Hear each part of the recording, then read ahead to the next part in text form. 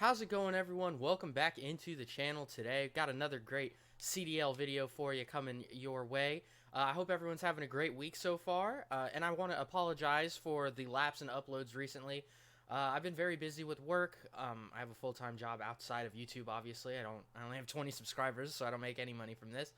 And also, my girlfriend and I have been working towards closing on a new home, so it's been kind of pretty hectic here. Been able to watch some CDL on the weekends, kind of help de-stress a little bit. But with all that being said, let's just jump right into the video and dissect what we saw in CDL Stage 2, culminating in that second major, right? So obviously you can't talk about Stage 2 without talking about Toronto Ultra winning the second major, which was super, super awesome. Really great run from them. What else really could you say but wow? I mean, just like looking at the gauntlet that they went through, I mean, they got through Optic. At the time, they played Thieves. Thieves was red hot after their roster changes. They played Minnesota, who was, probably flying high off their miracle win against Optic. Dallas, they beat in the losers finals, and then they beat FaZe in a best of 9. So, obviously, when Methods got dropped for Insight, there was a lot of discussion around Bance and just sort of the future of this team, like what they could really be.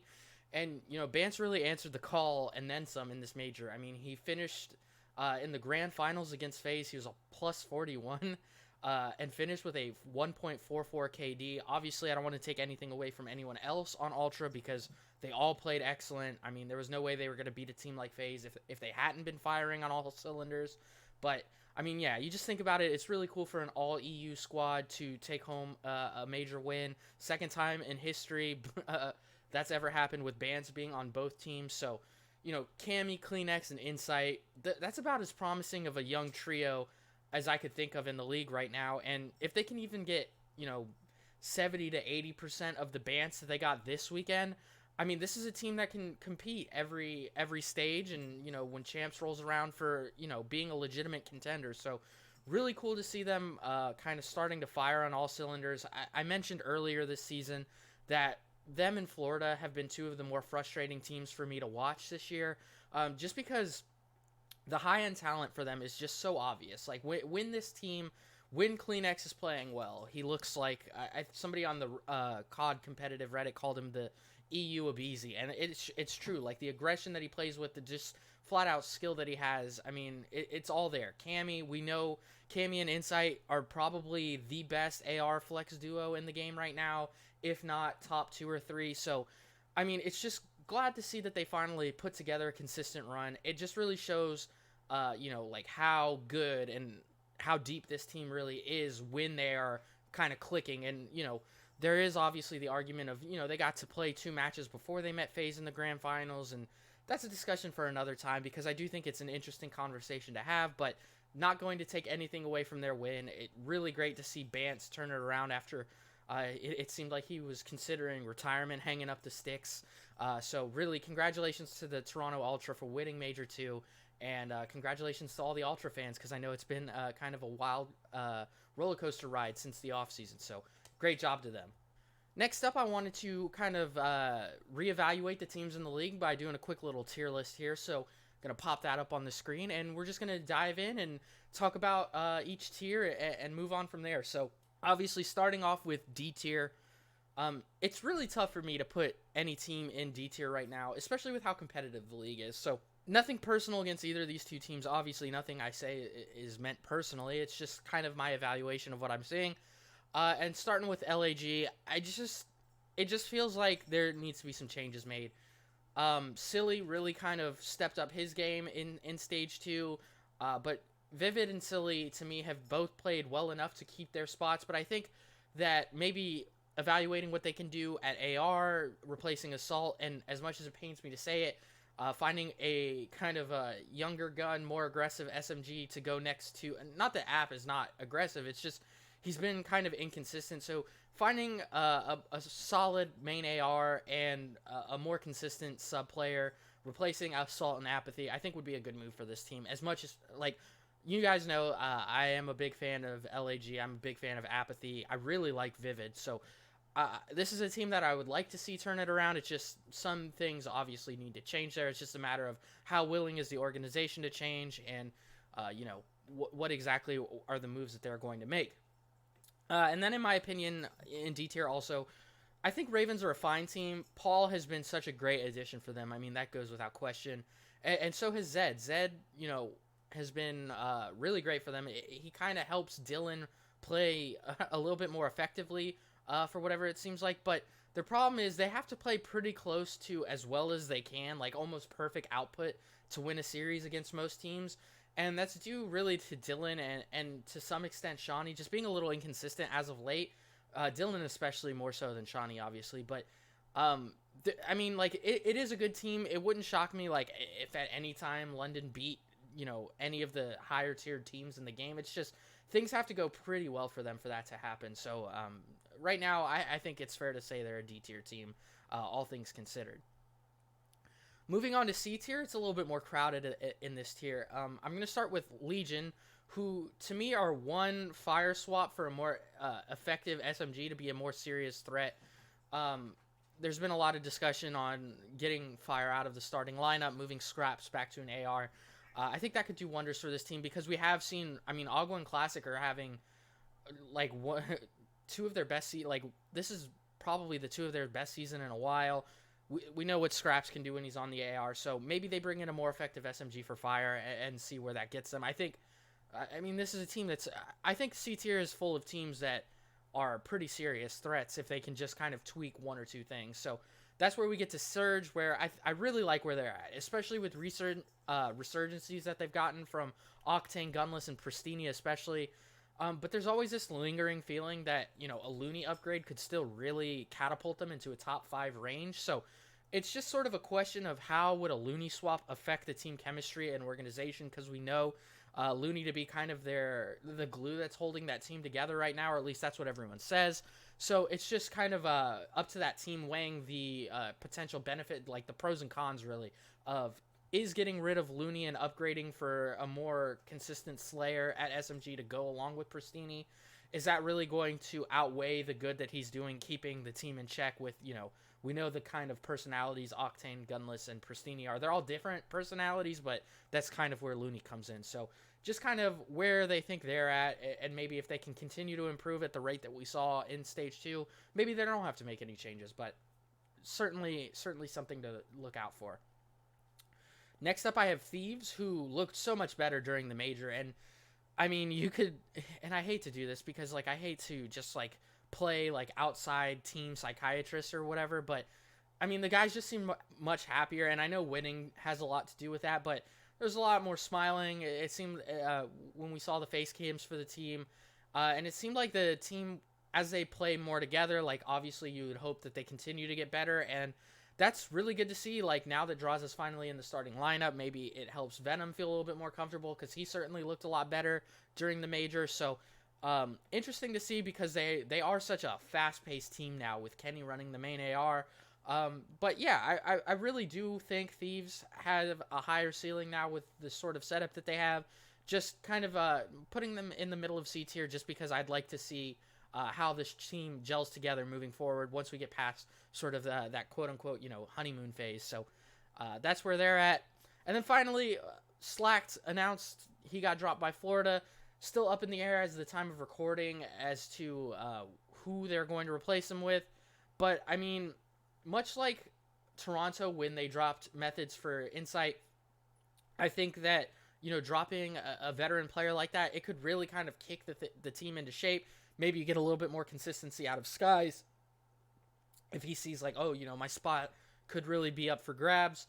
And so like to me, Florida is one, like, just like Toronto in the sense that they have the high end talent. Like Big Wake is probably a top 10 player in the game right now. We know Skies has the ceiling to be one of the better ARs in the game, and Neptune has been very consistent, but it's and he's getting better in S&D. So it's just like, can they find an SMG to kind of click and unlock the team's potential, sort of how, bringing Insight in has kind of made Toronto a much better team? Can they find the right SMG to bring in to kind of unlock what exactly this team could be?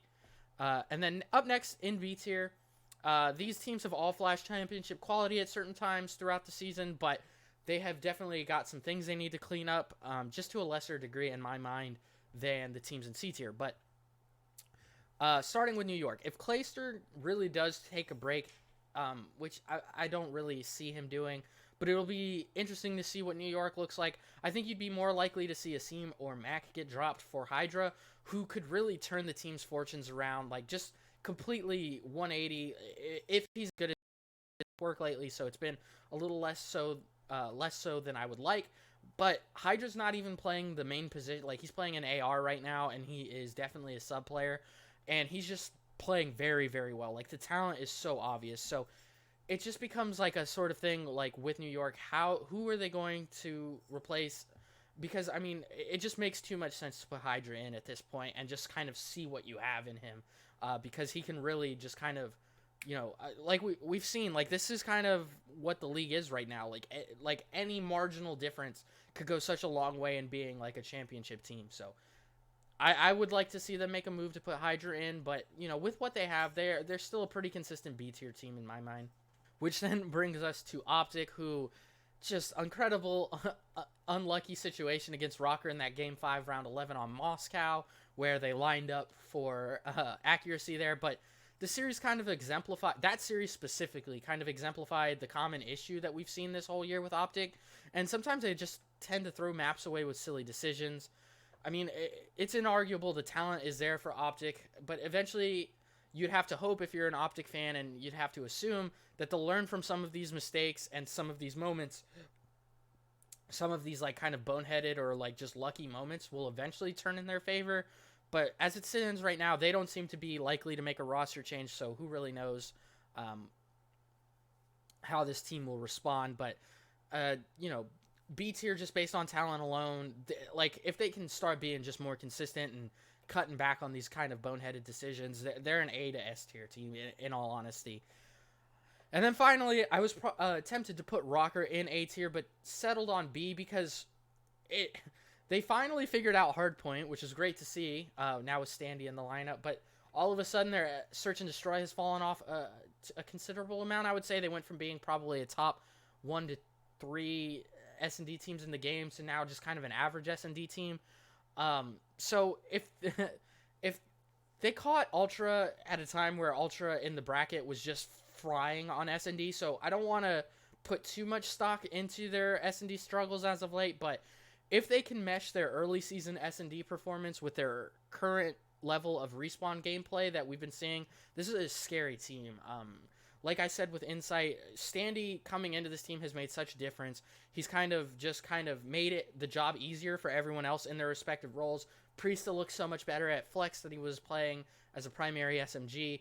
Attach, can kind of do what he does on the map now, and it really lets accuracy with how aggressive Standy plays and how it kind of helps Priesta and Attach. It really lets accuracy sit back and kind of play those headies and just play the lanes, and he's looked a lot better as well. So that's B tier. Then we have A tier, where I think it might get a little controversial, but I have Ultra just a small step behind Empire in this tier. And I think that Toronto definitely proved that they're one of the big boys in the league this weekend. That goes without question after the run we saw them go on. But I'm only putting a small bit of caution here to not overreact, because this weekend was great. I don't want to take anything away from them, but I just want to see that sort of consistency that we saw this weekend a little bit more as we move forward. And this isn't to say this weekend was a fraud. Like I said, I just don't want to say that it was a fluke, because it wasn't. I just want to see a little bit more from this team before I fully buy into what they can do in a season-long run and eventually at champs. So not taking anything away from Toronto this weekend. Need to stress that, because I don't want anybody in the comments saying I'm hating on Toronto. I just want to see a little bit more before I put them consistently over Empire. So Empire, and this is where it gets funny, because you might say, oh, Dimitri, you're giving Empire a little bit too much benefit of the doubt. But I have to say, I was really encouraged from what I saw from Shotzzy throughout Stage 2. We all know Krim and Hook have been solid pretty much all season at this point. Probably 2 of the top 15 to 20 players in the game right now. But what really is holding Empire back in my mind is Illy. I don't think that's a hot take right now. But I just believe that this is a team that will figure things out. You can hold that against me if you want, but I wouldn't blame you at all if you did, but I just think that overall this is the second best team in the game. I have a strong inclination as to think that this is a team that will continue to get better as the year goes on, like we saw last year with Modern Warfare. So I'm not pushing the panic button on Dallas Empire quite yet. So still have them in A tier to me. And then finally, S tier. I know Toronto, they just lost to Toronto in the grand finals. And yes, Arcides did not play very well in that series. Also, shout out to Arcides, my best friend on Reddit, apparently. And I just think that FaZe is very clearly still the most complete and regularly consistent team in the game. Like, there's no, like, match in, match out. You know what you're getting out of a team. We saw that with FaZe. But I think they're as close to almost like you know what you're getting from them every series at this point than anyone else in the game. There's an argument to be had that they have 4 of the best 10 players in the game on their team, including 2 of the top 3 in Simp and aBeZy. So I know they had trouble in the grand finals last year as well, but I think as the season goes on, like, people still need to realize, like, we were, like, not even 48 hours before the major ended, we were talking about, like, this team being, like, a potential dynasty. Like, I wasn't saying those sorts of things, but I was saying, like, this team has the talent to just sort of dominate the league this year. But, you know, with the dispersal of talent throughout the league, like, obviously that's not as realistic as maybe we had thought. But, I mean, let's not forget how we were talking about FaZe before the grand finals. Let's not forget just, like, how talented they are and how they're still kind of, like, even still coming together as a team. So FaZe and S tier to me still feels fair. Let me know what you think about that in the comments below, but we're going to move on here from our tier list and head into some storylines. So there's 2 major storylines I wanted to touch on from Stage 2 heading into Stage 3 now. The first being the race for top 8. So as you all know, only the top 8 teams in the CDL point standing at the end of the season will make it into champs.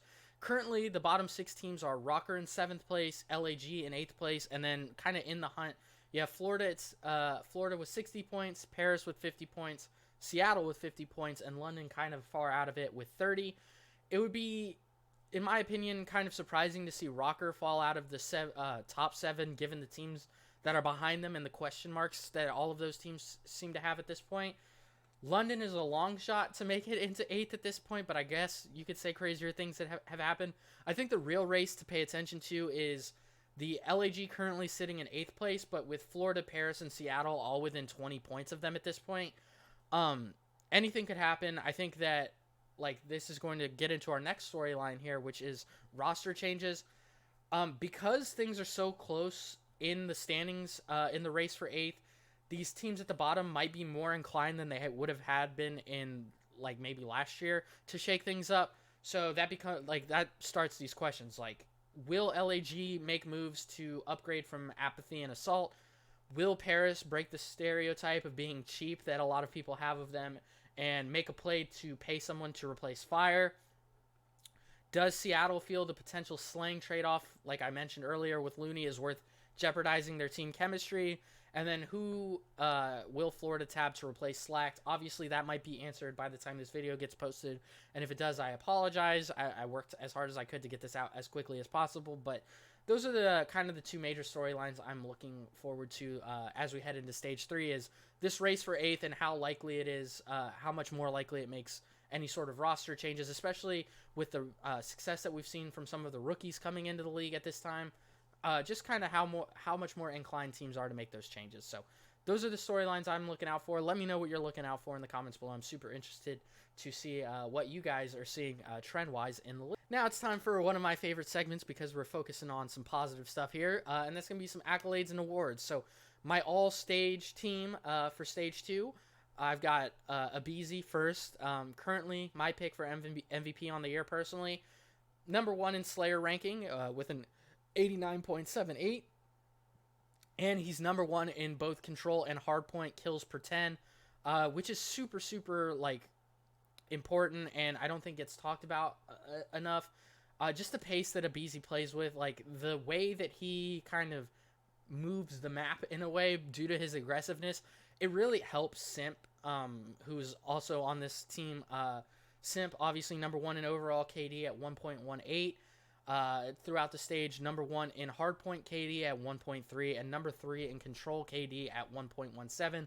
We saw his search drop off a little bit throughout Stage 2. I'm not really worried about Simp, nor do I think anyone should be.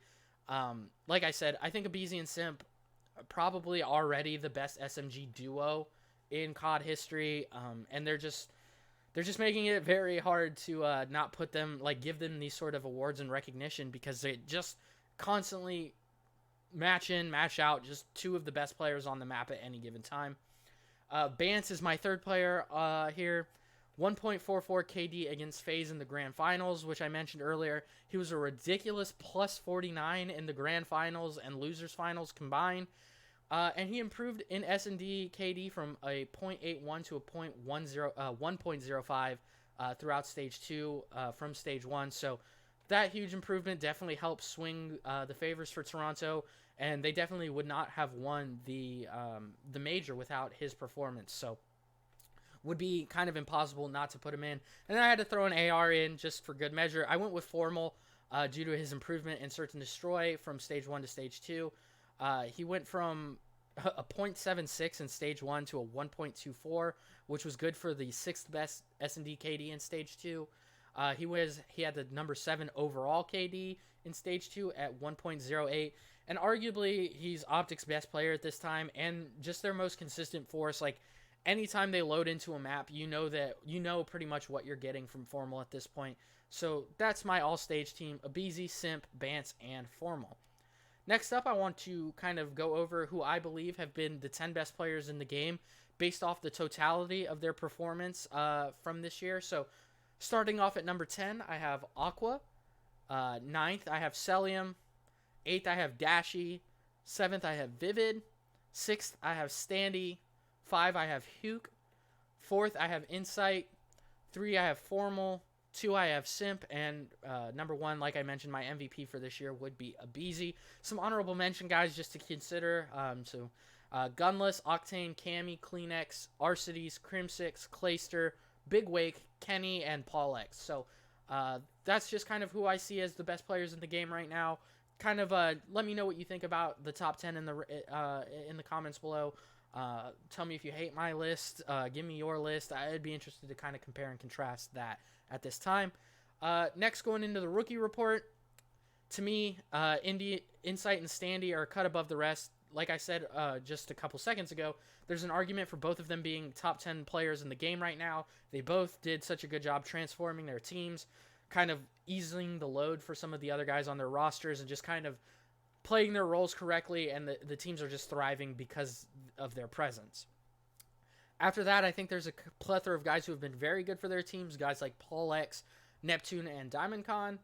Venom will be interesting to see moving forward as he continues to kind of gel with that Thieves roster, with Draza now there, who's somebody he's teamed with in the past, and just sort of with Slasher out of the lineup. I don't know if Slasher has been the best presence around young players recently. And then finally, there's Fire, who he's likely to get dropped, but if he doesn't, I hope he can bounce back, because there is, like, I mean, the talent is kind of like, you can see the talent with Fire. It's just been kind of not knowing his spots, maybe, and just not gelling well with the Paris roster, which is, it's understandable to a certain degree based off of kind of how quickly that team was thrown together, but just a little disappointed in what we've seen from him this year. But I definitely think if they do keep him on for whatever reason, I do hope that he can turn it around. So that's it for the awards and accolades, and pretty much it for the Stage 2 review. Let's head to a quick outro. Awesome, guys. So thank you so much for watching if you made it all the way to the end. I know my videos are a little bit longer. I try to jam a lot into them because just because with my work schedule, it's easier to kind of just do one big video at a time and then just move on. So I'm interested to hear your takes on everything that I talked about today in the comments below. Be sure to subscribe if you did like the video and you do enjoy CDL content. Planning on hoping to get into some more anime content as well on the channel, as well as maybe some more NFL content as the draft passes and things like that. So that all being said, I hope you all have a great rest of the week, and I'll be back soon, hopefully. Peace out.